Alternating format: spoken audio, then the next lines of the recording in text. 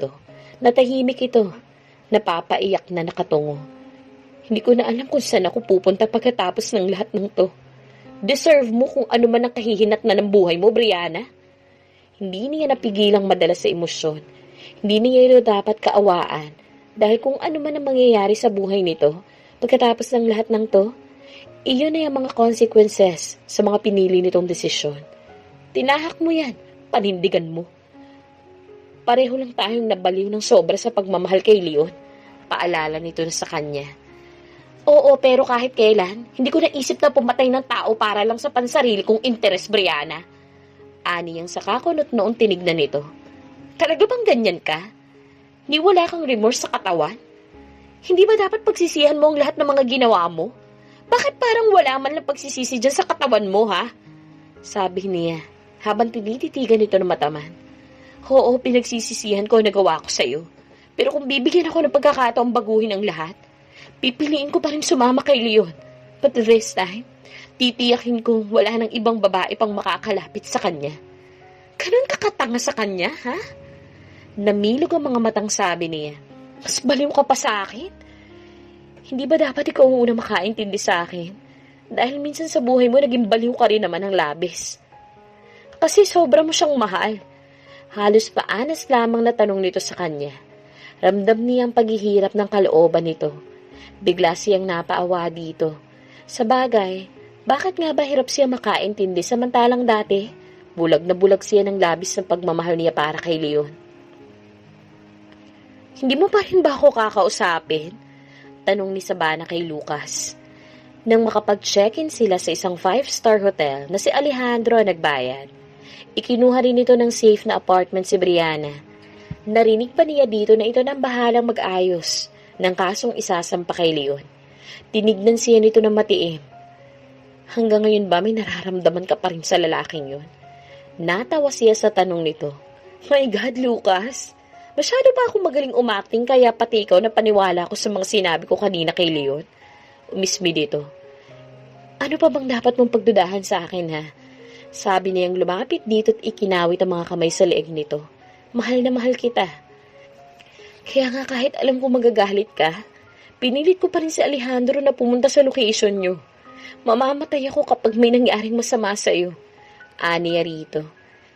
Isa pa yun sa kinaiinis ko sa iyo eh. What if napahama ka? Sana next time huwag kang makikialam dahil alam ko naman kung anong ginagawa ko, okay? Sorry na, malambing na sabi niya. Inilapit niya ang kanyang mga labi dito at siniil ito ng halik sa mga labi. Alam na alam mo talaga kung paano alisin ang inis ko sa iyo, ha? Nagiinit ang buong katawan na komento nito sa kanya. Lihim siyang napangiti, saka muling itinuloy ang pakikipaghalikan dito. Punong-puno siya ng pagmamahal. Ngayon niya na-realize kung gaano siya kaswerte sa lalaking ito na handang itaya ang buhay para sa kanya. Naramdaman niyang gumagapang ang mga kamay ni Lucas sa likuran niya. Lucas, I love you so much. Napapaiyak na sabi niya rito habang tinatanggap ang pagmamahal nito. I love you more than words can say, Savannah. Tugon nito sa kanya.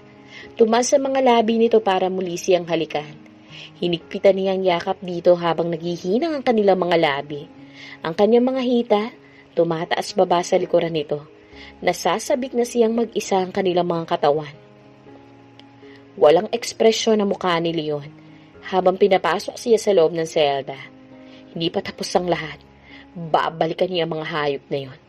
Hindi siya makakapayag na mauwi lang sa walang lahat ng pinaghirapan niya. Muli niyang naalala si Savannah. Hindi siya makapaniwalang ang babaeng inalipusta niya ay ang babae ring magpapabagsak sa kanya. Paanong nakasurvive ang babaeng yon? Paano siya nitong napaikot? Masyado niyang na-underestimate ang kakayahan nito. Hindi naman pala ito ganun katanga gaya ng inaakala niya. Nagkamali siya ng pagkilatis dito. At si Brianna, biglang nanlisik ang kanyang mga mata. Kailangan mapatay niya ang dalawang yun. Kailangan mapatahimik niya mga ito. Anong kaso mo? Dinig niya ang tanong ng isang matandang lalaki sa kanya. Punong-puno ito ng tattoo sa katawan at mukhang wala pang ligo. Hindi niya ito pinansin. Sa lahat ng ayaw niya, yung mga marurungis. Kaya nga ginawa niya ang lahat para makaahon sa kahirapan. Dahil kinasusuklaman niya ang buhay na pinanggalingan niya. Kaya di siya makakapayag na sa ganito lang ang ending ng lahat. Aba, suplado ka ha? Anang lalaki. Nilingin na to ang mga kasamahan. Mukhang matapang isang to, no? Tuturuan ba natin ang leksyon? Galit na binalingan niya ang matanda at hinawakan ito sa baba gamit ang isang kamay. Huwag niyo akong dinadaan sa pananakot niyo. Halos lumabas ang litid na sabi niya. Hindi ako nakukuha sa mga ganyang style. Yamot na dinuraan niya ito sa muka, saka pasupladong naupo sa bakanting higaan. Nagsipagtayuan ang mga kasamahan niya sa selda. Waring nagbabadya ng gulo ang mga ito. Tumayo siya at isa-isang tinignan ng mga ito, saka walang imik na sinugod niya, ang pinakamalaki at mukhang pinakamatapang sa lahat. Inundayan lang niya ito ng sunod-sunod na suntok. Wala lang ilang minuto, lumagpak na ito sa sahig. Napaurong ng ilang nakaraon at nasaksihan ang bilis ng lakas niya. Tahimik na bumalik siya sa kinauupuan. Hindi niya sasayangin ang lakas niya sa mga walang kwentang tao. Ang kailangan niyang pag-isipan ngayon kung papaano niya mababalikan ang mga kalaban niya. Isa-isa niyang tatapusin sina Brianna, Savannah at ang mayabang na lalaking yun. Tonta! Ang isa sa kanyang mga tauhan ang pinagdisketehan ni Sarah nang malamang pumalpak si Leon sa plano nilang pagdispatch kay Savannah. Sinampal niya ang nakatayong lalaki at tinutukan ito ng baril. Ang sabi ko, wag mo akong babalitaan ng bad news kapag pagod ako.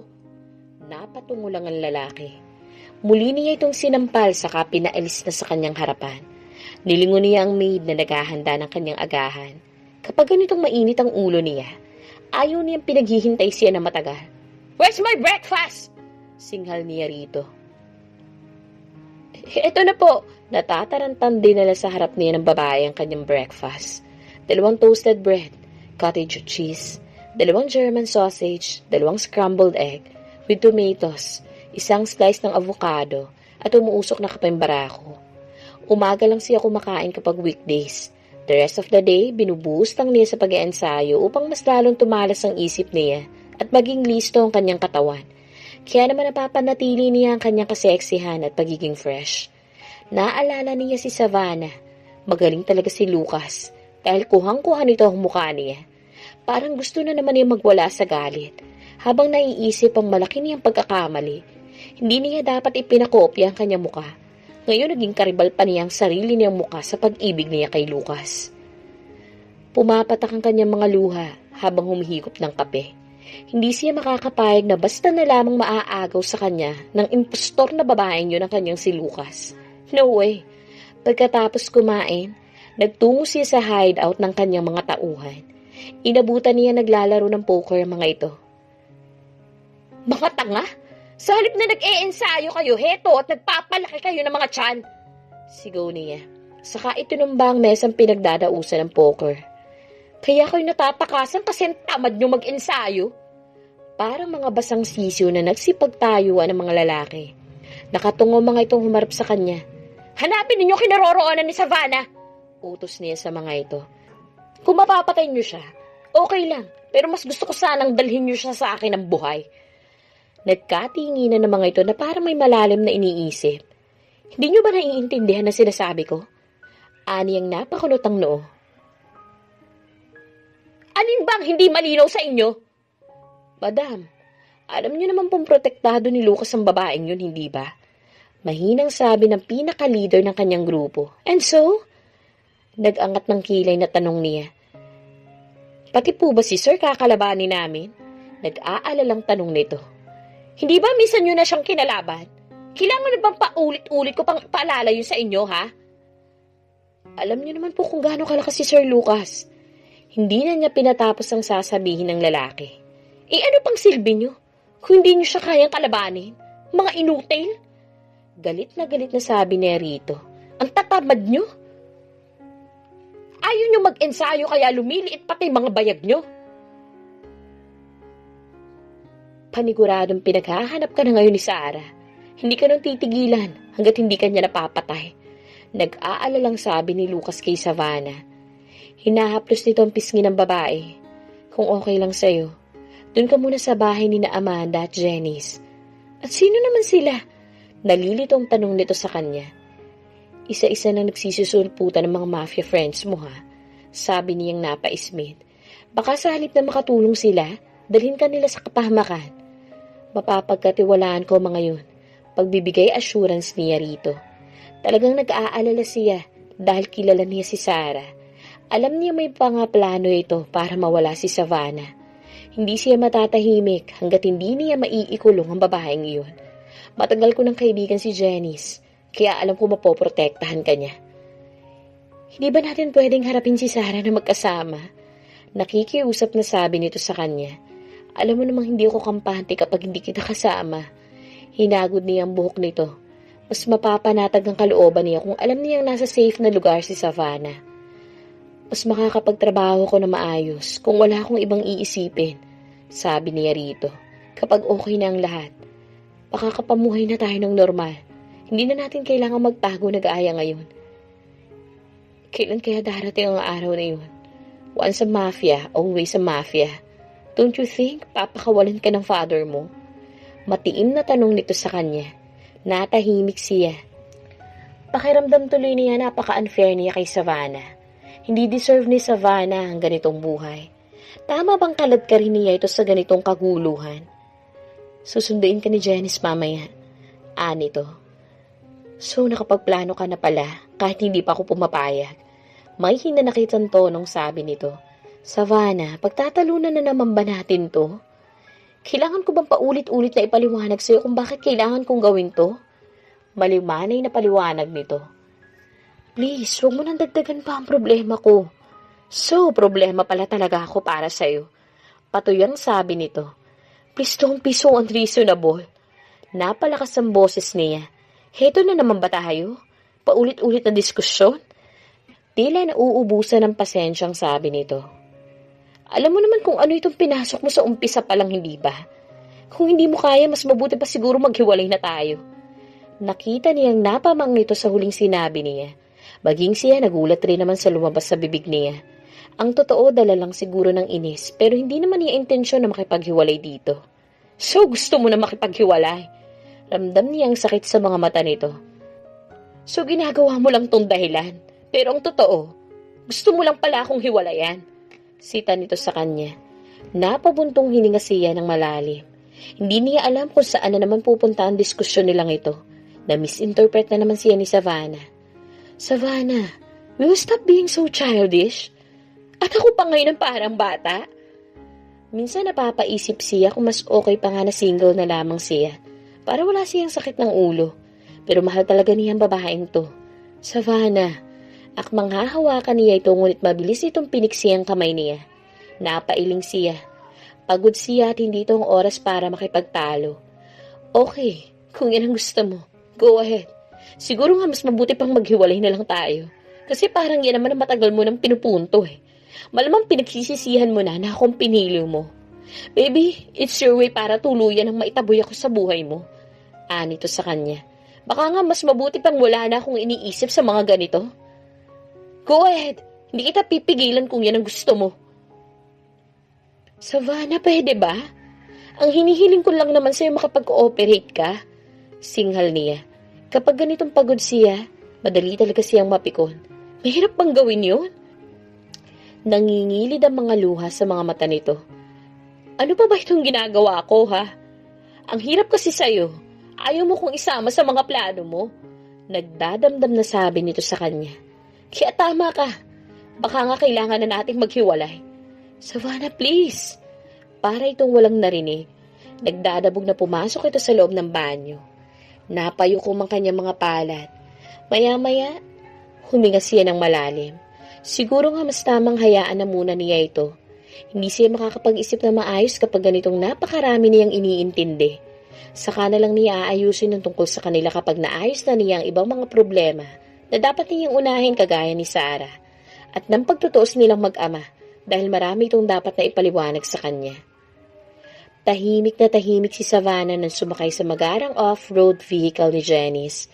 At gaya ng iba pang mga mafia friends ni Lucas, gwapo rin itong si Janice. Tall, dark, and handsome. Napaisip tuloy siya, bawal siguro ang pangit sa mga mafia. Dahil lahat walang pwedeng itapon. Pero syempre, ang pinakamalakas ng appeal si Lucas. para sa kanyang paningin. Pero masama pa rin ang loob niya rito, kaya hindi niya ito kinikibo kahit na pumayag na siyang sumama kay Janice. Siguro nga hindi naman siya gaanong mahalaga sa lalaking yun. Dahil kung kani-kanino na lamang siya nito basta-basta pinagkakatiwala, mas lalo lamang sumasama ang loob niya. Feeling talaga niya, pinagsisisihan na nito ang pagpili nito sa kanya. Kung si Sarah ang pinili nito, wala siguro itong gaanong problema ngayon. Sa bagay sabi naman ito, isa siya sa problema nito. Mismong sa bibig nito yun narinig. Gusto na naman niyang maiyak nang maalala naging pagtatalo nila kanina. Ni hindi nga niya alam kung sila pa ba nito ngayon. Hindi ba nagsuggest na ito ng breakup kanina? At sinang ayuna naman niya? Ibig sabihin ba nun break na silang talaga? Ang tanong, kaya ba niya mawala ito sa buhay niya? Alam niyang hindi, pero ang lakas ng loob niyang tanggapin ang hamon nito kanina. Napahikbi siya. Tinanggap niya ang hamon, so ibig sabihin break na nga sila. Napakagatlabi siya. Ayaw niyang makita ang kaibigan nito na umiiyak siya, kaya as much as possible, pinipigilan niyang mapaluha. I'm sure magkakasundo kayo ng asawa ko. Narinig niyang sabi ni Jenny sa kanya, nang lingunin siya nito mula sa passenger seat. Pilitang ngiting sumilay sa kanya mga labi. Sana hindi siya magalit sa iyo na tumatanggap ka ng stranger. Huwag kang mag-alala. Alam niya na ito kagabi pa. In fact, siya ang unang tinawagan ni Lucas. Sabi nito sa kanya. Besides, matagal ko ng kaibigan si Lucas, kaya kahit ngayon lang tayo nakita, kampante ang loob ko sa'yo. Ibig sabihin, kilala mo rin si Sarah. Nagkibit ito ng balikat saka muling lumingon sa kanya. Let's not talk about her. Ang totoo, once ko lang siya na-meet. Kapag magkakasama naman kami ni na Lucas, we seldom talk about women. Mostly businesses or bagong sports and gadgets na mga topics namin. Hindi na siya kumibo pa. Bakit naman ito magkukwento ng tungkol kay Sarah sa kanya? Siyempre, alam niyang nag-iingat lang ito. Hindi naman maiaalis na kay Lucas ang loyalty nito. Parang hinahalukay ang dibdib niya. Iniisip pa lamang niya na makikipagbalikan si Lucas kay Sarah. Ang lakas ng loob niyang tanggapin ang hamon nito. Hindi naman niya yun kayang panindigan. Ang totoo, gusto naman talaga niya kaninang suyuin siya nito. Naghihintay siya pero hindi nito ginawa. Para pang hindi na mahintay na mapaalis siya. Talaga nga sigurong problema lang ang tingin nito sa kanya. Nang makarating sa Santa Elena, namit ni Savannah ang asawa ni Janice na si Amanda. Bagay ang dalawa. Gwapo at maganda. Kagaya ni Tamara, nakapalagayang loob din niya kaagad ang babae. Matabil rin ang anak ng mga ito na si Gertrude.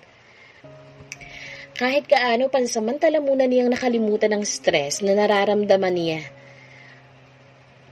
Paano man natanggap ang tunay na pagkatao ni Janice? Tanong niya.